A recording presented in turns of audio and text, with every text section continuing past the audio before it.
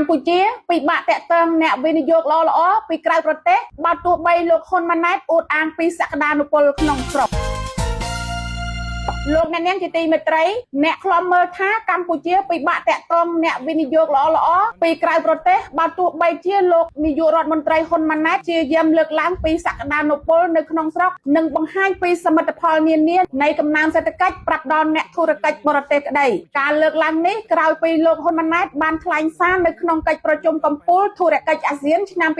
2026ដោយស្វាគមន៍ចំពោះអ្នកវិនិយោគនៅលើពិភពលោកមករកស៊ីកម្ពុជាដោយធានានៅស្ថិរភាពនិងសុវត្ថិភាពស្របពេលពិភពលោកកំពុងព្រួយបារម្ភពីវិបត្តិសេដ្ឋកិច្ចដោយសារតែបញ្ហាសង្គមនៅមជ្ឈមបូព៌ាបន្តរីកកាន់តែធំអ្នកខ្លំមើលថាកម្ពុជាក៏នឹងត្រូវរងផលប៉ះពាល់ផ្នែកសេដ្ឋកិច្ចធ្ងន់ធ្ងរផងដែរជាពិសេសវិស័យទេសចរណ៍និងតម្លៃប្រេងឥន្ធនៈឡើងថ្លៃពួកគាត់ថាស្ថានភាពនេះកម្ពុជាត្រូវស្ដារប្រព័ន្ធប្រជាធិបតេយ្យគោរពសិទ្ធិមនុស្សពង្រឹងនីតិរដ្ឋនិងលុបបំបាត់អំពើពុករលួយនោះទើបអាចទាក់ទាញអ្នកវិនិយោគល្អៗពីក្រៅប្រទេសឲ្យមករកស៊ីនៅកម្ពុជាបើពុំដូច្នោះទេអ្នកវិនិយោគនឹងមិនហ៊ានបោះទុនរកស៊ីដោយប្រថុយប្រឋាននោះឡើយអ្នកជំនាញភូមិសាស្ត្រនយោបាយលោកសេងវ៉ាន់លីប្រាប់ទូរទស្សន៍អាស៊ីសេរីនៅថ្ងៃទី4ខែមីនាថាការថ្លែងរបស់លោកហ៊ុនម៉ាណែតក្នុងកិច្ចប្រជុំកំពូលធុរកិច្ចអាស៊ានកម្ពុជាអំពីសក្តានុពលរបស់កម្ពុជាគឺជាភាសាការទូតដ៏សំខាន់ប៉ុន្តែมันអាចទាក់ទាញអ្នកវិនិយោគ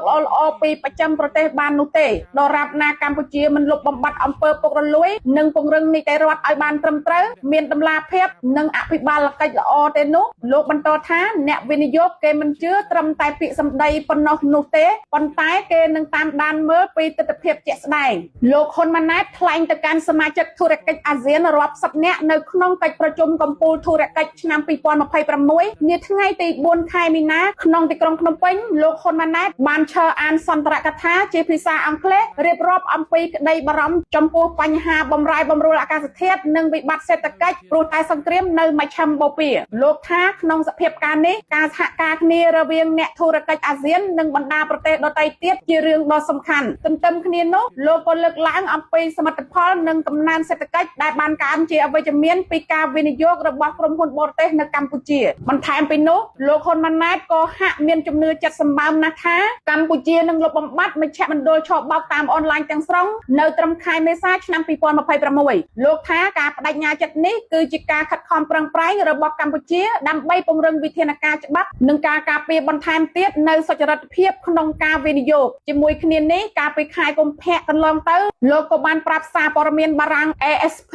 ដោយទទួលស្គាល់ថាឧក្រិដ្ឋកម្មឆបោកតាមអនឡាញបានបង្កផលប៉ះពាល់យ៉ាងធ្ងន់ធ្ងរដល់សេដ្ឋកិច្ចកម្ពុជាជុំវិញរឿងនេះនាយកប្រតិបត្តិនៃមជ្ឈមណ្ឌលសម្ព័ន្ធភាពការងារនិងសិទ្ធិមនុស្សហៅកាត់ថាសង្ត្រាល់លោកមឿនដុល្លារយល់ឃើញថាកម្ពុជាមានសក្តានុពលច្រើនជាពិសេសផ្នែកកម្លាំងពលកម្មព្រោះកម្ពុជាមានប្រជាជនជាង17លាននាក់ក្នុងនោះមាន 80% ជាយុវជនពេញវ័យដែលអាចធ្វើការបានចន្លោះពី15ឆ្នាំឡើងលោកបន្តថាបើមើលផ្នែកភូមិសាស្ត្រកម្ពុជាមានទាំងផ្លូវគោកផ្លូវទឹកនិងផ្លូវអាកាសសម្រាប់ដឹកទំនិញនានាក៏ប៉ុន្តែលោកថាបញ្ហាប្រឈមដែលធ្វើឲ្យកម្ពុជាពិបាកតាក់ទងអ្នកវិនិយោគល្អៗគឺបញ្ហាអំពើពុករលួយនិងឧក្រិដ្ឋកម្មឆបោកតាមអនឡាញដែលរដ្ឋាភិបាលត្រូវដោះស្រាយឲ្យមានប្រសិទ្ធភាពបំផុតអង្គការដំឡាភិបអន្តរជាតិនៅថ្ងៃទី10ខែកុម្ភៈបានចេញរបាយការណ៍ប្រចាំឆ្នាំ2025ដោយបង្ហាញពីក្តីព្រួយបារម្ភជុំវិញការធ្លាក់ចុះនៅការគោរពប្រជាធិបតេយ្យនៅលើពិភពលោកខណៈអំពើពុករលួយក៏កើនឡើងជាលំដាប់ក្នុងនោះកម្ពុជាជាប់ចំណាត់ថ្នាក់ទី163ក្នុងចំណោមប្រទេសចំនួន182ដែលមានអំពើពុករលួយកាន់តែធ្ងន់ធ្ងរជាងឆ្នាំ2024បើប្រៀបធៀបជាមួយប្រទេសនៅក្នុងតំបន់អាស៊ានកម្ពុជាប្រសើរជាងប្រទេសមីយ៉ាន់ម៉ាតែមួយគត់អ្នកខ្លំមើលថាបញ្ហាអំពើពុករលួយនៅកម្ពុជាគឺជាជំងឺមហារីកដ៏ធំហើយបានចាក់ស្រេះយ៉ាងជ្រៅក្នុងប្រព័ន្ធដឹកនាំរដ្ឋនិងប្រព័ន្ធនយោបាយបកកាន់អំណាចទើបធ្វើឲ្យឧក្រិដ្ឋជនឆបោកតាមអនឡាញនិងអំពើជួញដូរមនុស្សបានកើនឡើងយ៉ាងងាយបំផុតករណីនេះបានធ្វើឲ្យពលរដ្ឋបន្តរងផលប៉ះពាល់យ៉ាងធ្ងន់ធ្ងរដោយជាការកើនឡើងនៃអំពើអយុត្តិធម៌សង្គមពលរដ្ឋមានជីវភាពខ្វះខាតខណៈអ្នកវិនិយោគល្អៗពីក្រៅប្រទេសក៏ពុំសូវហ៊ានមករកស៊ីនៅកម្ពុជាព្រោះបារម្ភពីការខាតបង់ទើបធ្វើឲ្យពលរដ្ឋភាគច្រើនបាត់បង់ឱកាសការងារក្នុងស្រុករាយការណ៍ព័ត៌មានដោយអ្នកខ្ញុំសុកស្រីនួនពីរដ្ឋាភិបាលកម្ពុជាឯករាជ្យ23តុលា